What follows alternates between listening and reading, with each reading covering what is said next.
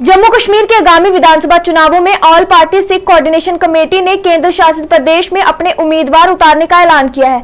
All party Sikh coordination committee के अध्यक्ष सरदार जगमोहन सिंह रैना ने श्रीनगर में मीडिया को संबोधित करते हुए कहा कि जम्मू कश्मीर में शासन करने वाले सभी राजनीतिक दलों ने सिख समुदाय की बेहतरी के लिए कोई कदम नहीं उठाया और समुदाय का इस्तेमाल केवल वोट बैंक की राजनीति के लिए किया। जगमोहन सिंह रैना ने कहा कि all party Sikh coordination committee किसी भी राजनीतिक दल से गठबंधन करने की बजाय स्वतंत्र उम्मीदवारों को मैदान में उतारेगी।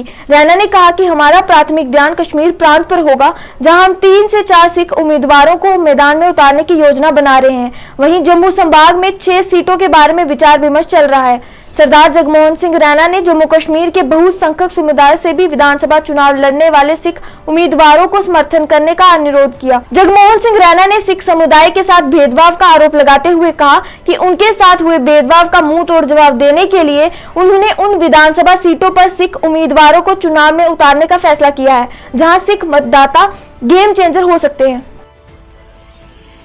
तो सवाल ये पैदा होता है कि एक बहुत बड़ी डिस्क्रिमिनेशन जो सिख कम्युनिटी के साथ पिछले काफ़ी देर से यहाँ हो रही है, हम उसको बार बार यूनियन होम मिनिस्टर, यहाँ के गवर्नर, उससे पहले चीफ मिनिस्टर के सामने रख चुके हैं, पर सारी बातें यूं की यूं रह जाती हैं, किसी पर भी सॉल्यूशन नहीं होता। तो आज अब इलेक्शन का टाइम आया, बहुत सी पॉलिटिकल पार्टीज जो हैं हमारे बलबूते पर सीटें लेती थी। बहुत से ऐसे असेंबली सेगमेंट्स हैं कश्मीर में भी और जम्मू में भी, जहां पर हमारे वोट बैंक से वोट का फैसला होता था उस कॉन्स्टिट्यूंसी में। अभी आपको मैं जैसे मिसाल दूं, पुलवामा की कॉन्स्टिट्यूंसी है जिसमें 17,000 वोटर है हमारे, बारामूला की कॉन्स्टिट्यूंसी है 14,000 वोटर है हमारा, यहाँ पर अमीरा कदर की कॉन्स्टिट्यूंसी है 9,000 वोटर है हमारा। इसी तरह से और मैं सारी डिटेल आपको नहीं दूंगा, लेकिन हमने एक बार फैसला इस बार लिया कि अगर सरकार हमारा हल नहीं ढूंढ सकती तो यहाँ की मेजॉरिटी कम्युनिटी जिसके साथ हम हमेशा चले हैं, जुड़ के रहे हैं, दुख और सुख जो है वो हम लोगों ने शेयर किए है। आज हम मेजॉरिटी कम्युनिटी से अपील करेंगे यहाँ पर कि इस बार हम कश्मीर से 3 या 4 सीटें हम लोग अपने कैंडिडेट्स को नॉमिनेट करेंगे और उनसे रिक्वेस्ट करेंगे कि आप पिछले 70 साल में हमने कभी आपसे कभी कुछ नहीं मांगा, हम सरकार से मांगते आए हैं लेकिन लोगों से कुछ नहीं मांगा। हम लोगों से इस बार मांगेंगे कि साहब आप हमारे कैंडिडेट्स को यहाँ उनको जिताने में हमारी मदद करें और उनको असेंबली में पहुँचाने में मदद करें।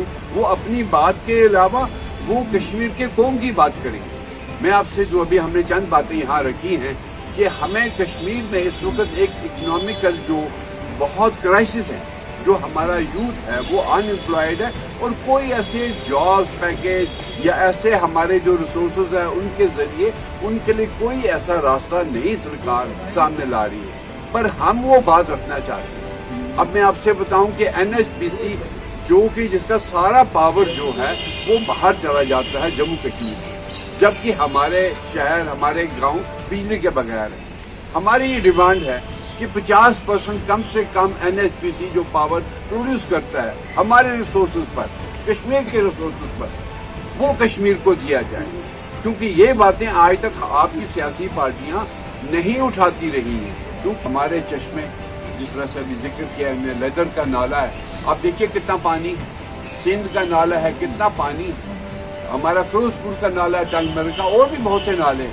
आप ये पानी टैप करके क्यों नहीं कश्मीर के लोगों को पिलाते? इसलिए का वही जो मुगल के टाइम से या पहले जमाने से पहलगाम, गुलमर्ग और ये सोनामर्ग वगैरह बना है, बजाय उसको बनाने के उसको इन सरकारों ने बिगाड़ा है।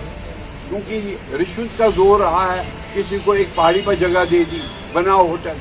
बड़ी मेरी बात आप समझते हैं कि श्रीनगर है, ये इसको हम वैली कहते हैं, वैली कहीं दिखती नहीं है। आज इसके इर्द गिर्द इतने मतलब ऐसे कंस्ट्रक्शन हो चुकी हैं जो इसकी ब्यूटी को खराब कर रही है। तो हमने अंदाजा लगाया 1 लाख नौजवान उस टूरिस्ट हट से अपनी रोजी रोटी और कश्मीर की उसको इकॉनमी को बढ़ा सकता है। अभी मैं तीसरी बात और हम लोगों ने यहाँ की कि साहब फिशरी सेक्टर, फिशरीज जो है ये हमारी ट्राउट फिश जो है वो बहुत मशहूर है, लेकिन हमें डेली 3 से 4 गाड़ियाँ बाहर से आती हैं और उनके ऊपर क्या लगा होता है और हम क्या खा रहे हैं। हम अपना फ्रेश जो यहाँ का ट्राउट है नहीं खा पा रहे।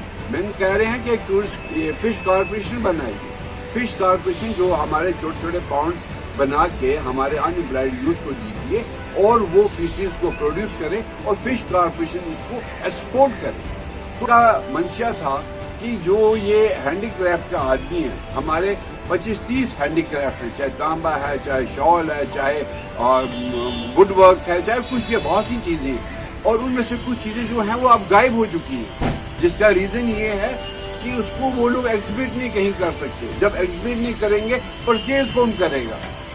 तो ये महाराजा हरि सिंह की सोच थी उस वक्त, कोई यहाँ के हैंडीक्राफ्ट को जिसके साथ 8 से 10 लाख लोग जुड़े हुए हैं, वो हैंडीक्राफ्ट जो जगह था, जो उसने जगह बनाई थी, वहाँ लोगों ने ऑफिस बना दिया अपनी जगह बैठने के लिए। जो नुमाइश गाह है उसको एक नए मॉडर्न तरीके से बनाया जाए, जहाँ पर जितना भी हैंडीक्राफ्ट हमारा प्रोड्यूसर है वो वहाँ पर अपना एग्जिबिट करे।